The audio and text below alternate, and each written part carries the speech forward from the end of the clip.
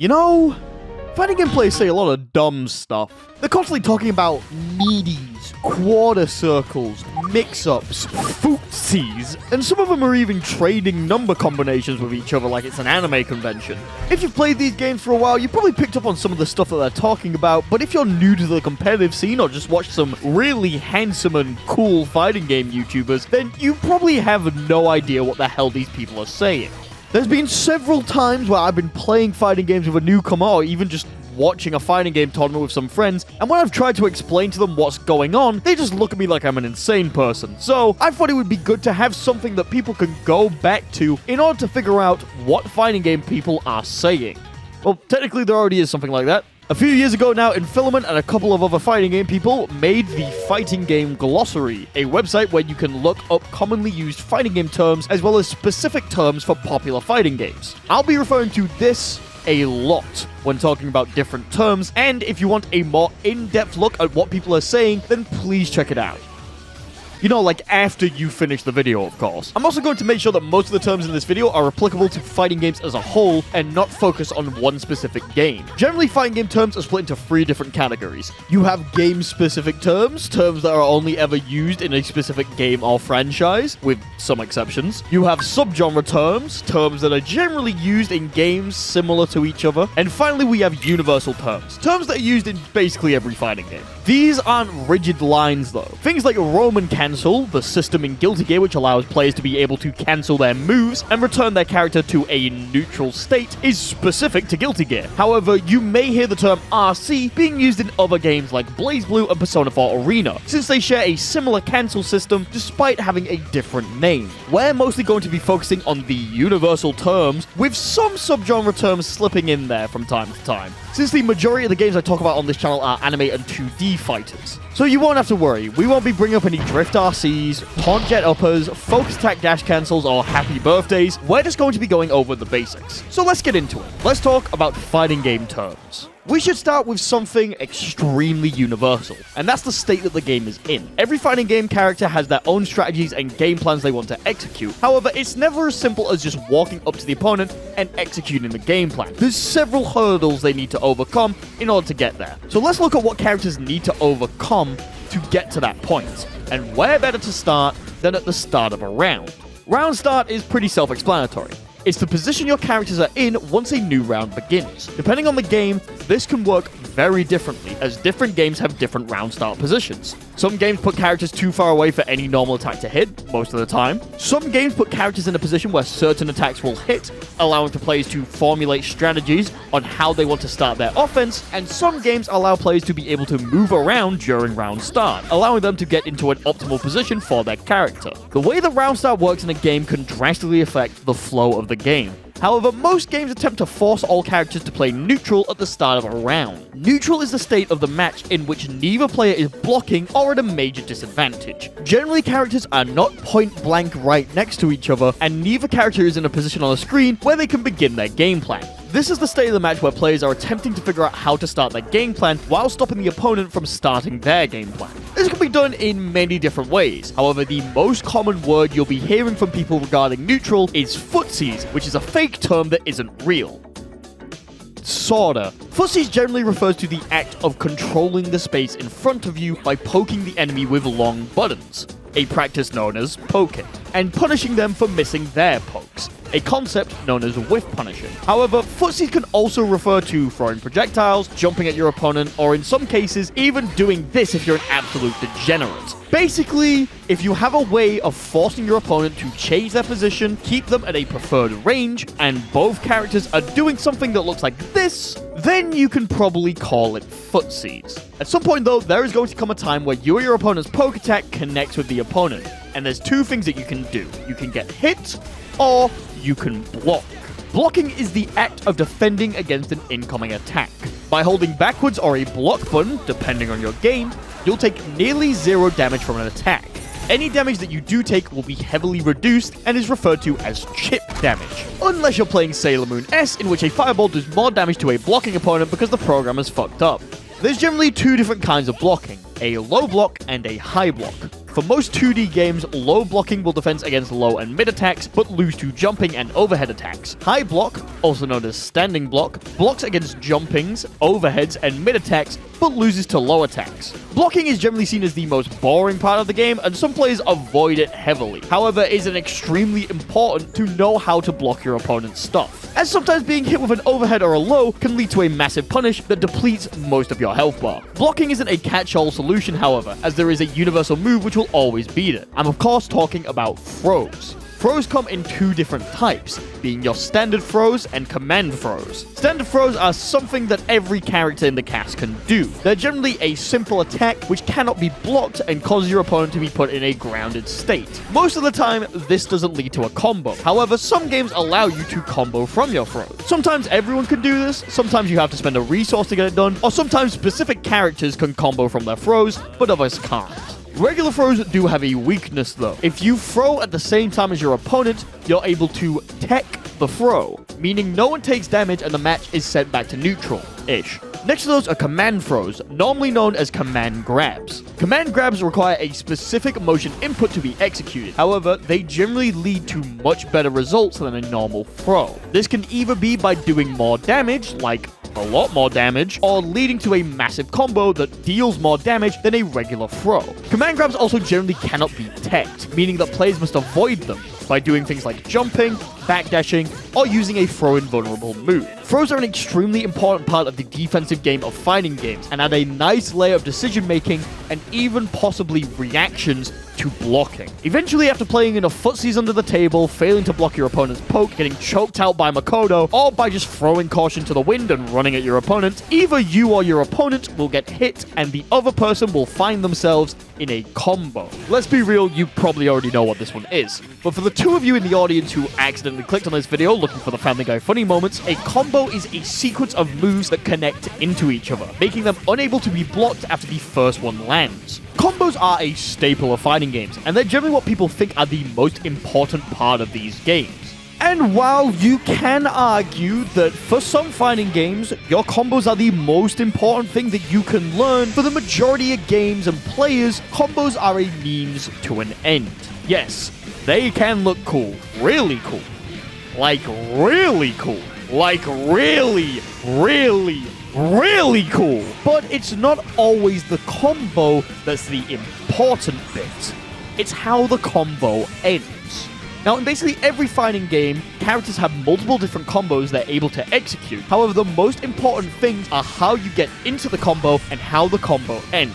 The general example for combo variety is a combo that does a lot of damage but returns the match to neutral versus a combo that does a little bit less damage but leads into a knockdown. What's a knockdown? A knockdown is when your character ends up lying on the floor and has to get up. You can force your opponent into a knockdown in multiple different ways depending on the game. However, the most common ways to do it are with sweeping attacks and specific combo enders. Knockdowns generally come in two different types, being soft knockdown and hard knockdown. Soft knockdowns generally allow you to control how the character gets back up off the ground. This can be done by having you move backwards or forwards while getting up, or something like having them change the time that it takes to stand back up. In contrast, hard knockdowns force players to get up at a specific speed every time, with no way to vary how fast they wake up. Now, if you're smart, you can probably see that a hard knockdown is more favorable for people who are running offense, as they have to cover less options while the opponent is getting up. So why would you ever want a soft knockdown over a hard knockdown? Well, some of this depends on the game that you're playing. Hard knockdowns can be rare, character-specific, or require a specific resource to be spent in order to achieve, one which you may not always have, making them more of a bonus for having the resources to get them. Alternatively, it could be that the higher damaging combos actually end in soft knockdown, meaning players have to wait up if they want to cash out for damage or prefer the knockdown. But why would you want a hard knockdown? After all, you can't hit your opponent while they're on the ground, most of the time. While this is true, there is something you can do that's just as good, if not better, for you as your opponent's getting up.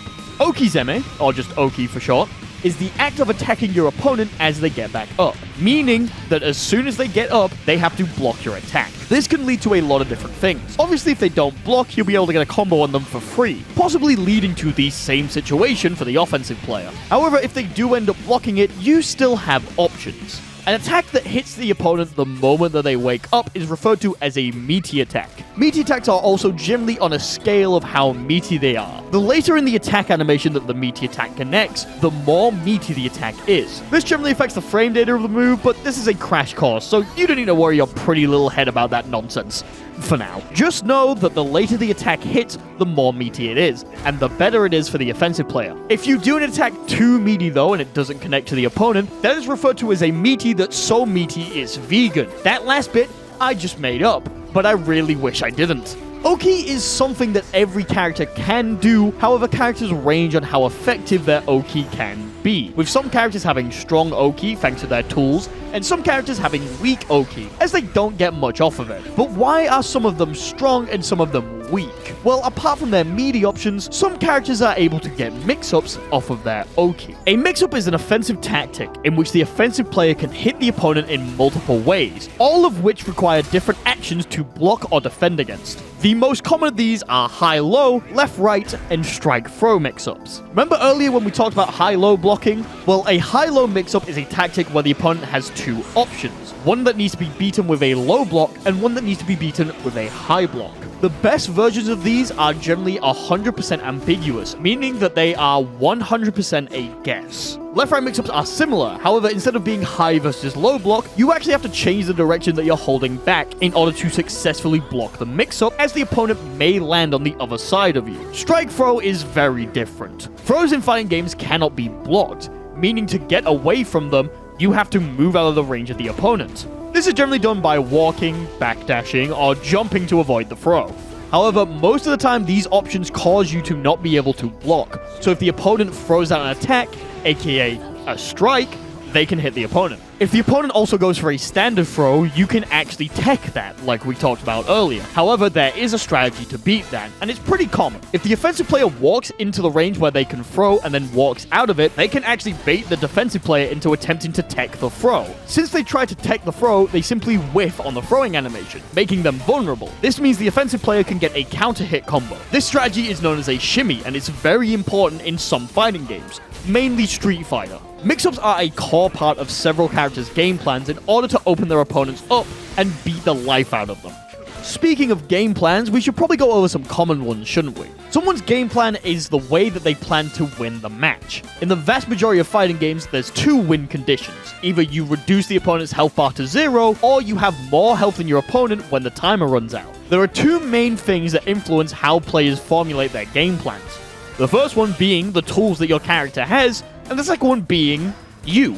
The way that you like to play the game can drastically affect the game plan that the character has. If you have monkeys in your brain, then you're probably less likely to choose a character that slows the game down. And you're probably more likely to pick a character that tries to win extremely fast and can loop their offense because, yes, good, mix-ups, good. Be like hitting mix-up, more Oki, more mix-ups, yes, good. However, the other one is how you as a player go about playing the character. The easiest way to understand this is with a character like Ryu from Street Fighter. In basically every iteration of Ryu, he has an extremely balanced moveset, so he always has answers to basically every situation. Because of this really balanced toolset, Ryu's game plan is extremely malleable. You could stay back and attempt to keep your opponent away, however, playing closer up and looking for an opportunity to land a big combo is just as viable for the character, meaning that players can express themselves through the way that they use Ryu's tools. Granted, with characters like Ryu, it's common for players to adjust their game plan around what their opponent's game plan is, but his well-rounded nature generally leads to a lot of favorable situations for him. So what are the tools that Ryu has in order to make himself so well-rounded? Well, I figured now would be a good time to go over special moves and explain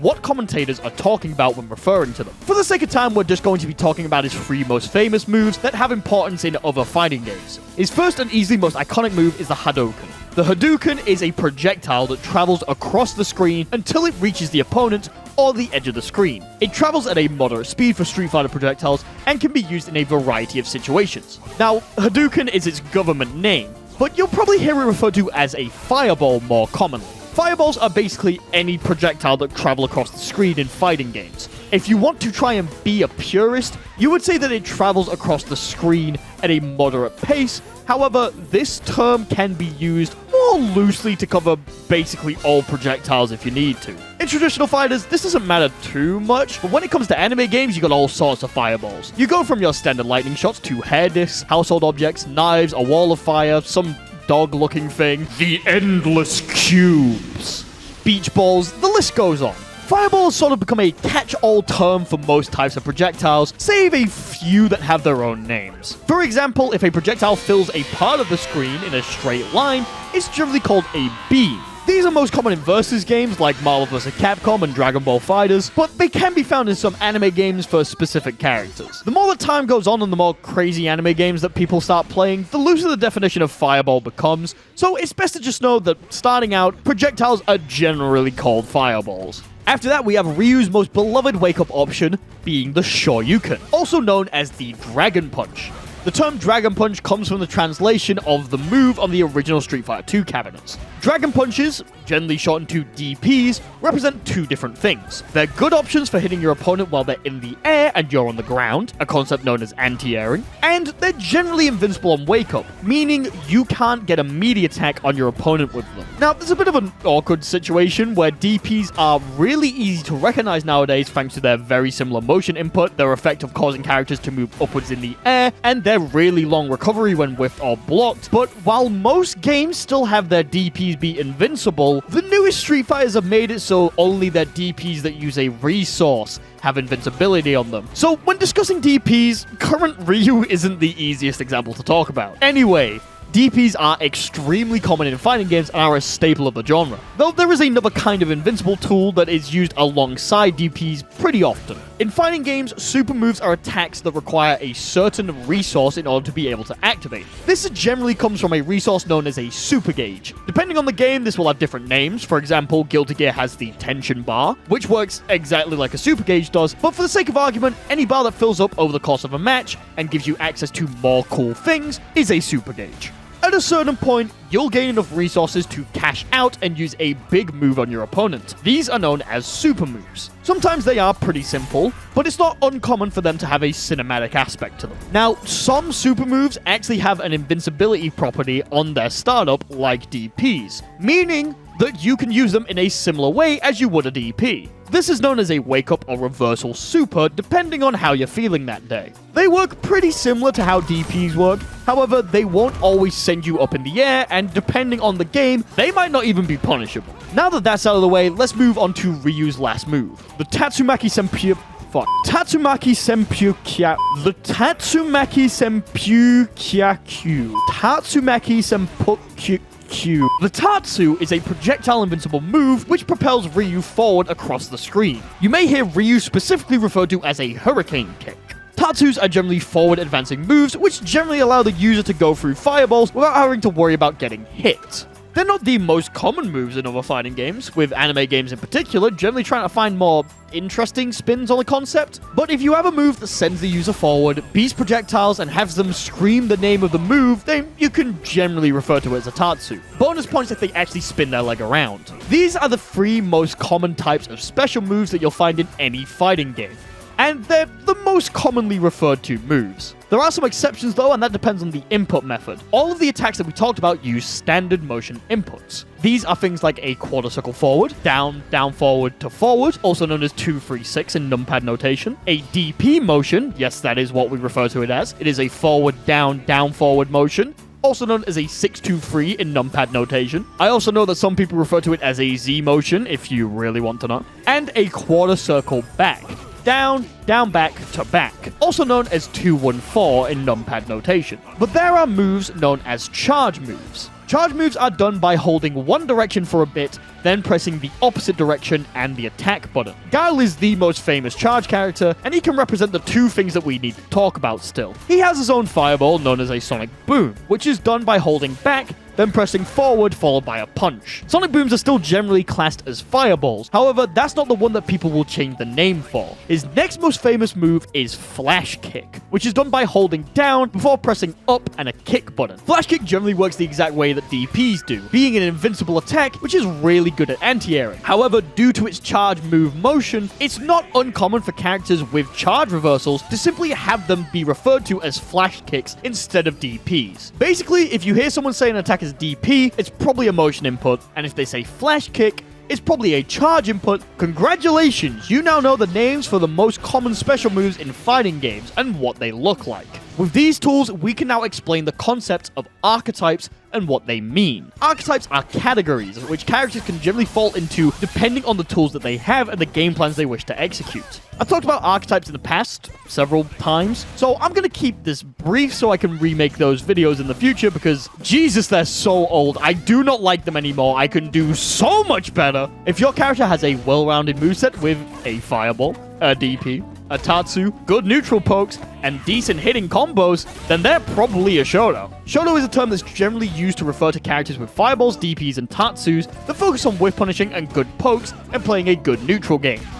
In Street Fighter. Outside of that, Shoto is generally a catch-all term for a well-rounded character that can do most things. There's obvious examples like Kai from Guilty Gear, but it can also be argued that Sol is also a Shoto, as he has a fireball, a Tatsu-like move, and a DP, despite not playing anything like the previous characters that we mentioned. It's sort of like a political thing. You could be a Shoto purist, where they have to play like Ryu and Ken in order to be classed as a Shoto. You could be a bit more loose with it and say things like, they have most of the main tools and they're an all-rounder character, so they're basically a Shoto to me. And then you can be so radical that you consider Super Smash Bros. A fighting game. Wherever you lie, Shotos are generally the most bread and butter basic characters in a cast, and can get most of the things done pretty well, but they're not as focused as some of their contemporaries. Rushdown characters are the ridiculous get in your face and make you guess for life kind of characters that I personally absolutely adore. Their game plan is simple. Get past their bullshit, smell your opponent's breath, tell them to maybe brush their teeth every once in a while, and watch as they fail to block this overhead. Speed and aggression are a rushdown character's best friends, with them having tools which will either help them get past their more patient opponents, or having the tools to stay in on their opponents once they finally get to them. Rushdown is a pretty broad archetype with several different game plans inside of it. However, they all generally boil down to get in and kill! So if you see someone hungering at their opponent, they're probably playing a rushdown character. Grapplers are the absolute units of fighting games. They have a similar game plan to rushdown characters, however, it's generally more extreme, with them not having the tools to easily reposition themselves around the screen. To compensate for this, they generally have a really hard-hitting command grabs, which will take off about the same, if not more HP than a standard combo would do for most characters. Grapplers tend to also have more health, so they can take a greater beating when compared to the rest of the cast. Grapplers aren't my personal favorite, however, for people who love them, they really love them. It's almost like they have some sort of cult around them or something. Or maybe I'm just imagining things. Grapplers do generally range in complexity, with some like Zangief literally being as simple as get in and grab, whereas other grapplers will have more elaborate combo games, and even possibly multiple different grabs that they can use in different situations. They are also objectively the most fun archetype to watch at tournaments because Jesus Christ do they do damage. Zonas are the archetype for the thinking man, the intellectual. The kind of person who looks at 5D chess with multiversal time travel and thinks it's piss-posh bullshit before getting their ass hit with something from 5 timelines away. The whole point of the Zona is to keep your opponent out, preferably as far away from you as possible, so you can absolutely shower them with fireballs from across the screen. The Zona is all about controlling the playing field and making sure their opponent cannot approach, as once they finally get in, they're generally a bit fucked. This can be because they have very few defensive options, or in the case of Guilty Gear Strive, they literally have the worst health in the game and also lose access to all of their projectiles. I absolutely love putting this fucker's head in the toilet and giving him a swirly. Get fucked! Zoning isn't for everyone. It slows the game down dramatically and can be pretty boring to watch if you're not used to it. But for people who like it, it's sort of like a sadistic pleasure, seeing their opponents flop around the screen and complain about their archetype. And those are the 4 main archetypes. There's a lot more with a bunch of different game plans, but they generally all lead back to these 4 in some way. In fact, we've barely even scratched the surface of the terms used in fighting games, but I also don't want to completely overload your brain with stuff. That, and I don't even try to explain what a fuzzy means nowadays. It means like fucking 3 or 4 different things. Hopefully all of these will be enough for you to be able to understand the basics of fighting games when playing and spectating them. And what a better time to get to know what they mean, because right now, the Evolution Fighting Game Championship is happening. Come over to my Twitch where we're going to be watching one of the Evo streams and getting hyped for all the ridiculous plays that are happening.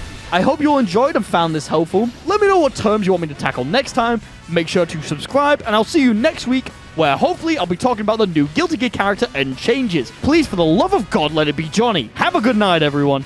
As always, a very special thanks to 64MHz, Almost Nap Time, Ben from Canada, Cervantes de Leon, Daniel Wiedericht, DJ Mindsoul, Games.png, I Am Naoto, Jackal Reeves, MP04, Nhoa, Ray W, Super, Forcon, Tom Tanks, Voltage Charge, and Zandatsu for being Tier 2 patron supporters.